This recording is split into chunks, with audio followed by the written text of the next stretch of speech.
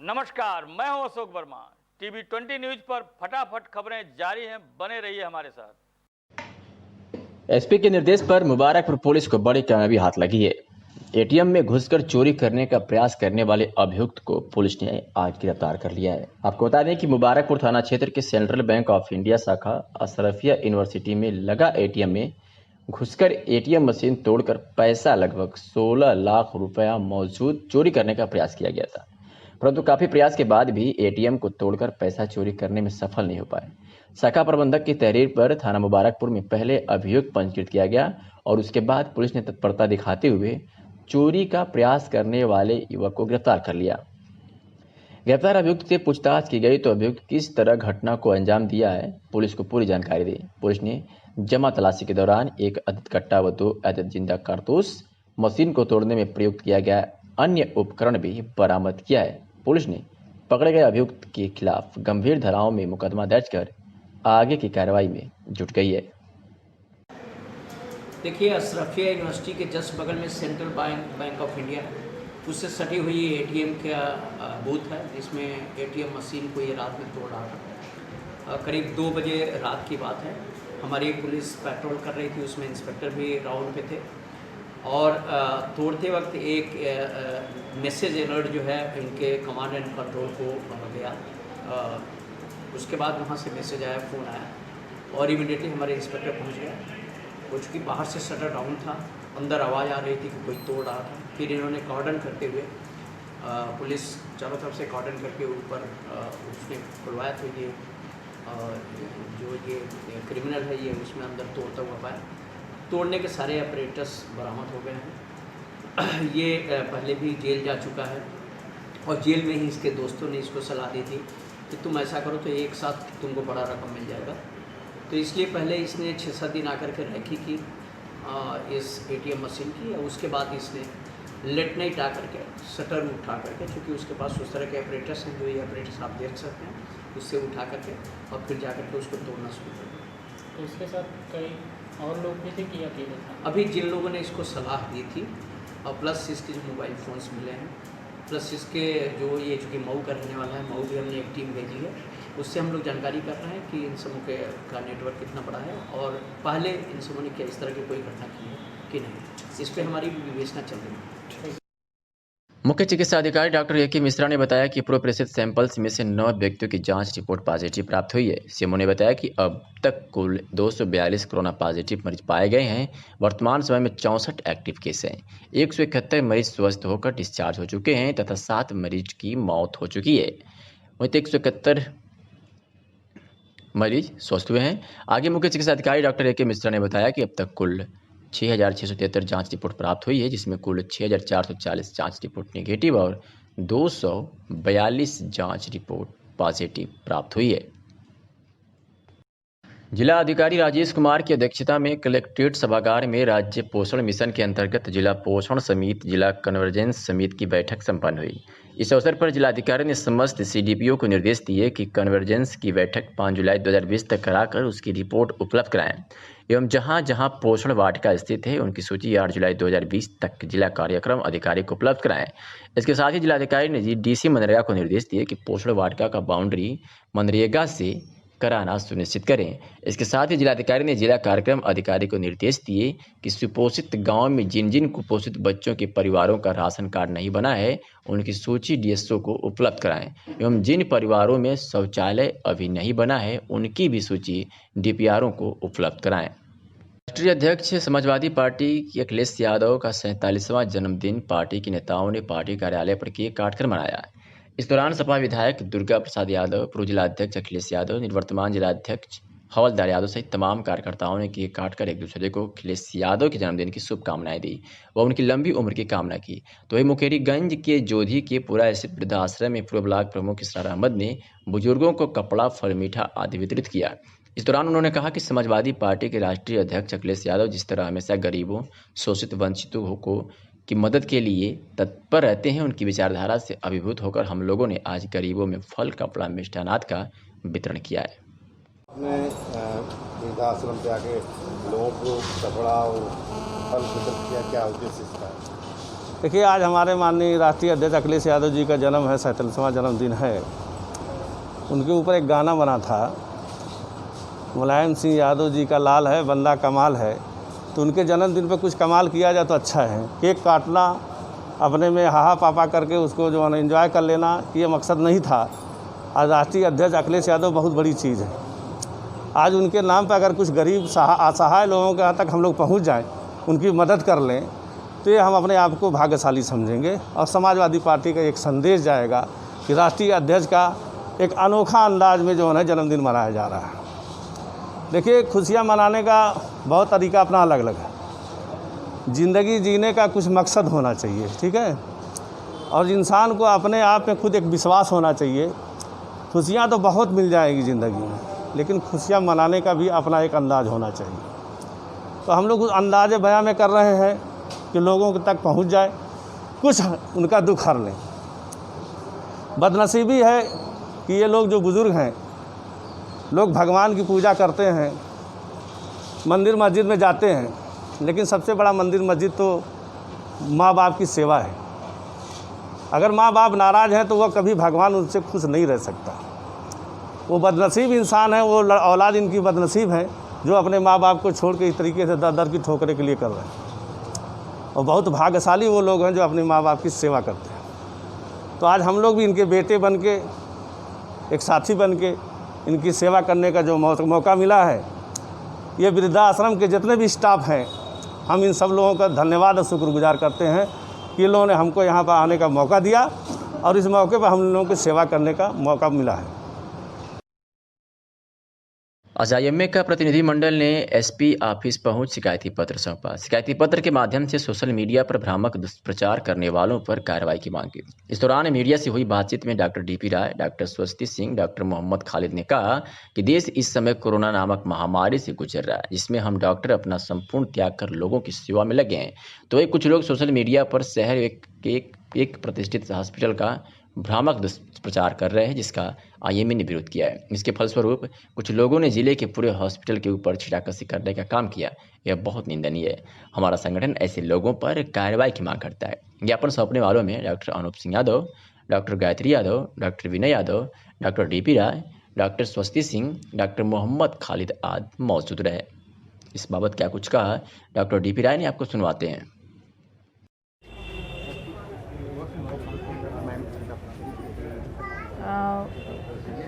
हमारा देश खुद ही एक बहुत ही बड़ी वैश्विक महामारी से गुजर रहा है। इस दौरान हम सब डॉक्टर्स मिल के अपनी हर तरह से कोशिश कर रहे हैं कि हम समाज में समाज की सहायता करें, मरीज़ों को देखें, अपने ऊपर भी खतरा लेके और अपने परिवारजनों पे भी खतरा लेके हम लोग कोरोना के मरीज़ों के अलावा भी बहुत सीरियस बीमारियां होती हैं, उनकी ट्रीटमेंट सब हम लोग लगातार कर रहे हैं। और बहुत ही दुख आज डॉक्टर्स डे के दिन मुझे ये कहने पे हो रहा है कि इसमें लोग चारों तरफ से हम लोग के पास हैप्पी डॉक्टर्स डे की शुभकामनाएं आ रही हैं, लेकिन सिर्फ हम लोग ये चाहते हैं कि कम से कम डॉक्टर्स जो समाज के लिए कर रहे हैं उसको रिकग्नाइज़ किया जाए और उनके प्रति तरह तरह के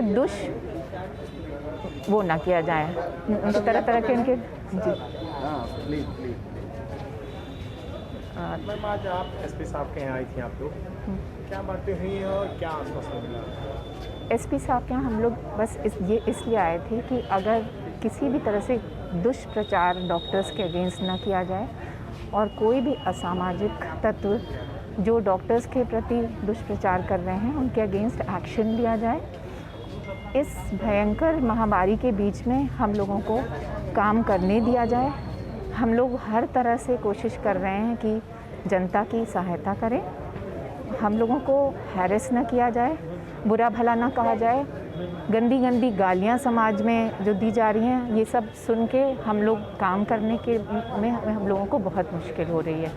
तो हम लोग सिर्फ ये इनसे ये कहने आए थे कि अगर कुछ ऐसा हो रहा है डॉक्टर्स के अगेंस्ट में तो कृपया उस पर ध्यान दें और कोशिश करें कि ऐसी चीज़ें आगे समाज में ना हो, कोई भी दुष्प्रचार डॉक्टर्स के अगेंस्ट ना हो। अरे आइए, लगा लीजिए ना सर। नहीं, ठीक है। आज हम आवाज़ नहीं आती है सर। आज मीटिंग पूरी आज डॉक्टर्स डे पर हमारे IMA भवन में डॉक्टर्स डे मनाने के बाद जो आजकल घटनाक्रम चल रहा है, जो हमारे शहर का एक प्रतिष्ठित हॉस्पिटल लाइफलाइन है, उसके खिलाफ जो दुष्प्रचार किया जा रहा था, उसी क्रम में IMA ने विरोध किया था। उसके अगेंस्ट कुछ लोगों ने पूरे ज़िले के अस्पतालों पर छीटाकशी करने का प्रयास किया है। आज मीटिंग के बाद यह तय हुआ कि हम लोगों को जो डिफेम करने के लिए जो ये बातें हो रही हैं, इसके लिए हम आपसे मांग करते हैं कि ऐसे लोगों को जो कि दुष्प्रचार कर रहे हैं इस पैंडेमिक में, आज जबकि कोविड-19 का एक पैंडेमिक क्या महामारी जिसको कहते हैं, इस बीमारी के बीच जहां डॉक्टर अपनी जान को जोखिम में डाल के काम कर रहा है, उसमें भी इस तरह का अगर उसके ऊपर मानसिक प्रताड़ना दी जाएगी तो क्या वो डॉक्टर बढ़िया से इलाज कर पाएगा? हम तो अपना जान जोखिम में डाल के, क्या पता कौन हमारे पास आ रहा है, किस तरह का है, उसको सिम्टोमेटिक केस है, सिम्टोमेटिक का कुछ नहीं पता है, लेकिन हम अपना जान जोखिम में, अपने बच्चों का, अपने परिवार का जान जोखिम में डाल के ही तो काम कर रहे हैं। और उसमें अगर हमको मानसिक प्रताड़ना दी जाएगी तो यह क्या कहीं से उचित है? क्या यह सब समाज का यही नियम है कि जो काम करे, आज जो आपदा के समय जो जनता के लिए काम करे और उन्हीं को मानसिक प्रताड़ना दी जाए, ये कहीं से उचित नहीं है। इसी क्रम में SSP साहब से बात हुई है और हम लोगों ने जो है अपनी बातों को रखा है और फेसबुक और मीडिया के द्वारा जो हम लोगों के खिलाफ दुष्प्रचार किया जा रहा है, उसको तत्काल बंद करने की आवश्यकता है। सर, इस पे SP साहब ने क्या कहा है? SP साहब ने कहा हम आप लोगों की बातों को सुनेंगे, देखेंगे, आप लोग एप्लीकेशन एक दे दीजिए, हम इस पर कार्रवाई करेंगे। सबसे पहले आप अपना परिचय दें। मैं Mohammad Khalid, secretary IMA Azamgarh. Sir, जो पिछले विगत दिनों से फेसबुक पे जी सोशल मीडिया प्राइवेट हॉस्पिटल को लेकर बवाल चल रहा था, उसमें आप लोग को भी छीटाकशी आप लोग बिल्कुल संगठन पे भी किया, तो उस संबंध में आप आज क्या कदम? SSP सर से हम लोग यही मिले कि ये जो दुष्प्रचार हो रहा है हम लोगों के अगेंस्ट में और पूरी कम्युनिटी डॉक्टर्स के अगेंस्ट में, और एक पर्टिकुलर हमारा जो सबसे बढ़िया हॉस्पिटल, सबसे अच्छा हॉस्पिटल जो डॉक्टर अनूप सिंह उनका हॉस्पिटल के अगेंस्ट में कुछ लोग सोशल मीडिया पर बेतुकी बातें कर रहे हैं, फॉल्स एलिगेशंस हैं, मैलिशियस एलिगेशन जो कह लें, और बिल्कुल झूठा प्रचार कर रहे हैं। उसी के अगेंस्ट में SSP सर से हम लोगों ने अपनी बातें कही कि सर इसको रोका जाए और उनके अगेंस्ट में कड़ी कार्रवाई की जाए।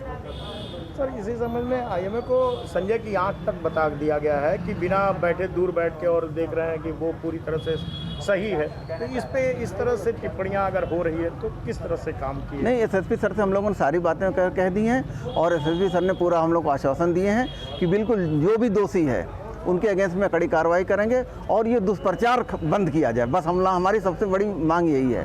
जो दुष्प्रचार कर रहे हैं उनका नाम भी खोला गया है? नहीं, अब वो तो SSP सर को जो एप्लीकेशन दी गई है उसमें बता दिया गया कि कौन कौन लोग, वो मीडिया के थ्रू उनको बता दिया गया जो लोग हैं सर, बस।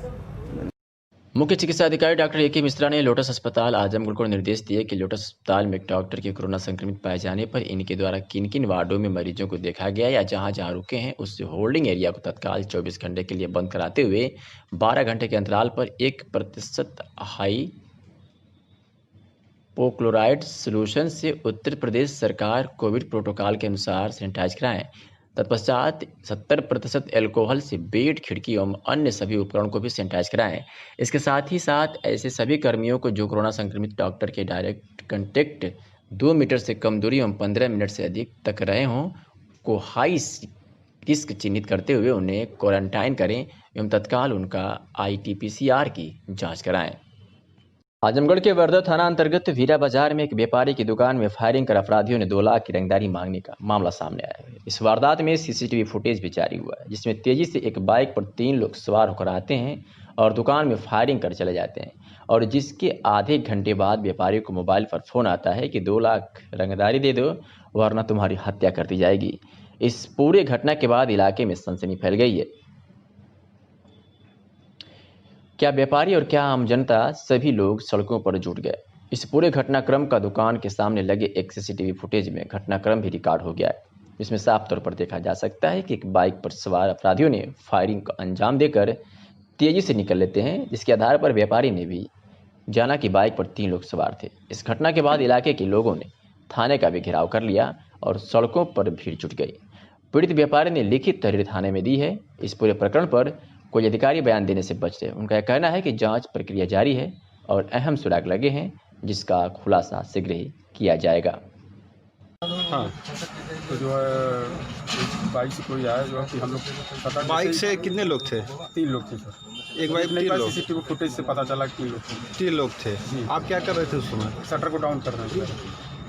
रात में करीब कब? रात में हम बंद हो चुकी थी दुकान, दोबारा खोल आदमी को सामान देने के लिए आए। अच्छा, तो वो बंद करके जा रहे थे दोबारा। कुछ बोले नहीं सब? कुछ नहीं बोले, चलती गाड़ी में जो है पर्दा की तरफ से आए हाँ, और फायरिंग करते हुए ठेकमा की तरफ निकल गए सर। तो फायरिंग है, कुछ बोले नहीं है? नहीं सर, कुछ नहीं बोले। फिर फोन ऑन कॉल ऑन कुछ? फिर उसके आधे घंटे बाद कॉल आया मुझे। आधे घंटे बाद कॉल आया? हाँ, आधा घंटा पौना। क्या बोला? वही मतलब हम राजन यादव बोल रहे हैं हाँ, और तो अभी तुम्हारे घर गोली चली, अभी तुम बची हो साहब, अगर 2 दिन के अंदर 2 लाख रुपए नहीं दोगे तो उसके 2-3 दिन बाद तुम्हें जान से मार देंगे। कोई दुश्मनी? कोई दुश्मनी नहीं सर, कहीं से कोई कुछ नहीं? कुछ नहीं, बस ऐसे। जिलाधिकारी राजेश कुमार एवं पुलिस अधीक्षक त्रिवेणी सिंह द्वारा संयुक्त रूप से आज कलेक्ट्रेट से द्वितीय चरण विशेष संचारी रोग नियंत्रण एवं दस्तक अभियान 1 से 31 जुलाई 2020 तक तथा सूचना एवं जनसंपर्क विभाग उत्तर प्रदेश लखनऊ द्वारा उपलब्ध कराई गई LED वैन को हरी झंडी दिखाकर रवाना किया गया। इस अवसर पर जिलाधिकारी द्वारा दस्तक शपथ दिलाई गई। यह अभियान कलेक्ट्रेट से प्रारंभ होकर नगर पालिका नरौली, सिधारी, ब्रह्मस्थान होते हुए मिशन अस्पताल पर आकर समाप्त हुई। इसके साथ ही सूचना एवं जनसंपर्क विभाग द्वारा उपलब्ध कराई गई LED वैन 1 जुलाई से 31 जुलाई तक विभिन्न विकास खंडों में भ्रमण कर आम जनमानस को संचारी रोग के प्रति जागरूक करेगी। जिलाधिकारी ने कहा कि इस अभियान का उद्देश्य जनमानस में संचारी रोग के प्रति जागरूकता पैदा करना है, जिससे लोग संचारी रोग के बारे में जागरूक हो सकें और उसका समय रहते उपचार कर सकें। इस अभियान के माध्यम से जल भराव को रोकने, कचरा निस्तारण, नालियों की साफ सफाई, स्वच्छता, शुद्ध पेयजल उपयोग आदि के बारे में संदेश दिया गया। इसके साथ ही संचारी रोग से ग्रसित लोगों की निगरानी की जाएगी, जिससे उन्हें सही इलाज देकर जल्द से जल्द ठीक किया जा सके। जिला मजिस्ट्रेट राजेश कुमार ने बताया कि दिनांक 30 जून 2020 को जनपद में नोवेल कोरोना संक्रमण के पूर्व प्रेषित सैंपल्स की जांच रिपोर्ट आने के उपरांत जनपद आजमगढ़ के राजस्व ग्राम रानीपुर अजमो, तहसील मेहनगर, राजस्व ग्राम जमीरपुर, तहसील मेहनगर, राजस्व ग्राम असाउर, तहसील सदर में एक व्यक्ति के कोविड-19 से संक्रमित होने की पुष्टि हुई है। जिला मजिस्ट्रेट ने कहा कि कंटेनमेंट जोन के निर्धारण के संबंध में दी गई व्यवस्था के अनुसार जनपद की मजरा पहिलेपुर, राजस्व ग्राम जमीरपुर, राजस्व ग्राम असाउर का पूर्ण क्षेत्र कंटेनमेंट जोन होगा। इन क्षेत्रों में कंटेनमेंट जोन प्रोटोकॉल का 100% अनुपालन सुनिश्चित किया जाएगा। जिलाधिकारी राजेश कुमार की अध्यक्षता में कलेक्ट्रेट सभागार में 5 जुलाई 2020 को पूरे जनपद में एक साथ 42,88,330 पौधों का रोपण किया जाना है। इसके परिप्रेक्ष्य में जिला स्तरीय अधिकारियों के साथ बैठक संपन्न हुई। जिलाधिकारी ने सभी संबंधित अधिकारियों को निर्देश दिए कि कल शाम तक सभी विभाग अपने अपने आवंटित लक्ष्य के सापेक्ष नर्सरी से पौधों का उठान कर लें।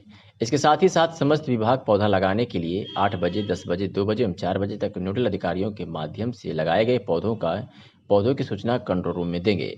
इसके साथ ही जिलाधिकारी ने DPRO को निर्देश दिए कि स्वच्छ भारत मिशन ग्रामीण के अंतर्गत जितने भी व्यक्तिगत शौचालय बनाए गए हैं उसके पास से 1-1 सैजन का पौधा लगाना सुनिश्चित करें। जिलाधिकारी ने CVO को निर्देश दिए कि प्रत्येक गोवंश आश्रय स्थलों पर पौधरोपण कराना सुनिश्चित करें। जिलाधिकारी राजेश कुमार की अध्यक्षता में कलेक्ट्रेट सभागार में जनपद में आए हुए प्रवासी मजदूरों को रोजगार उपलब्ध कराए जाने एवं शहर क्षेत्र में जल भराव दूर करने के संबंध में सभी कार्यदायी संस्थाओं के साथ बैठक संपन्न हुई। इस अवसर पर जिलाधिकारी ने समस्त कार्यदायी संस्थाओं को निर्देश दिए कि प्रवासी मजदूरों को रोजगार उपलब्ध कराए जाने हेतु जो सूची उपलब्ध कराई गई है उसमें कम से कम 25% प्रवासी मजदूरों को रोजगार उपलब्ध कराना सुनिश्चित किया जाए। उससे ज़्यादा भी रोजगार उपलब्ध कराया जा सकता है। इसके साथ ही जिलाधिकारी ने PWD के सभी निर्माण खंडों के एक्शन को निर्देश दिए कि शहर क्षेत्र में जो भी सड़कें हैं उन सड़कों के किनारे झाड़ियों को साफ कराएं और अपने अपने संबंधित क्षेत्रों में स्वयं जाकर सड़कों पर जो गड्ढे हैं जहां पर जल जमा हो रहा है वहां पर पानी निकासी करने की व्यवस्था एवं गड्ढे को ठीक कराएं। आजमगढ़ में मानसून की दस्तक के साथ ही जिला प्रशासन ने विशेष संचारी रोग नियंत्रण अभियान की शुरुआत कर दी है। जन जन को स्वस्थ रखना ही सरकार का लक्ष्य। जिला पंचायत राज अधिकारी लालजी द्विवेदी ने कहा कि कोविड-19 को नियंत्रित करने में भी स्वच्छता की बड़ी भूमिका है। संचारी रोग नियंत्रण अभियान के तहत हम आज कोला बाज बहादुर गांव में सफाई कर्मचारियों के साथ पूरे गांव में वृहद साफ सफाई अभियान कर रहे हैं। सफाई कार्यक्रम में नाले की सफाई, सैनिटाइज, जल जमाव की समस्या को दूर किया गया। पूरे जनपद में 293 टीमें बनाई गई है, जो पूरे जुलाई माह हर गांव में जाकर सप्ताह में प्रत्येक दिन सफाई अभियान चलाएगी। इस दौरान ग्राम प्रधान विनोद यादव, हवलदार यादव आदि लोग उपस्थित रहे। मैं जिला पंचायत राज अधिकारी लालजी दुबे आजमगढ़, और आज जो है एक संचारी रोग अभियान का माह मनाया जा रहा है 1 जुलाई से 31 जुलाई तक, जिसमें विभिन्न प्रकार के वेक्टर जनित रोग या पानी से पैदा होने वाले रोगों से बचाव के लिए साफ सफाई का प्रारंभ किया गया है।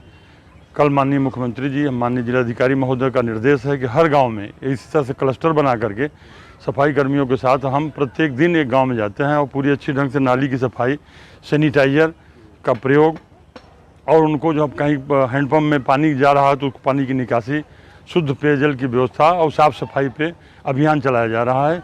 ये 1 से 31 तक का शुभारंभ आज यहाँ कोल बाज बहादुर ग्राम पंचायत से किया जा रहा है, और हर 293 सेक्टर क्लस्टर हैं हमारे, जिसमें कि टीम बनी हुई है। 293 टीम हैं, वो हर टीम जो है एक दिन एक गाँव में जाती है 10-12 की संख्या में, और पूरी सफाई एक हफ्ते में एक बार रोस्टर के हिसाब से कर रही है।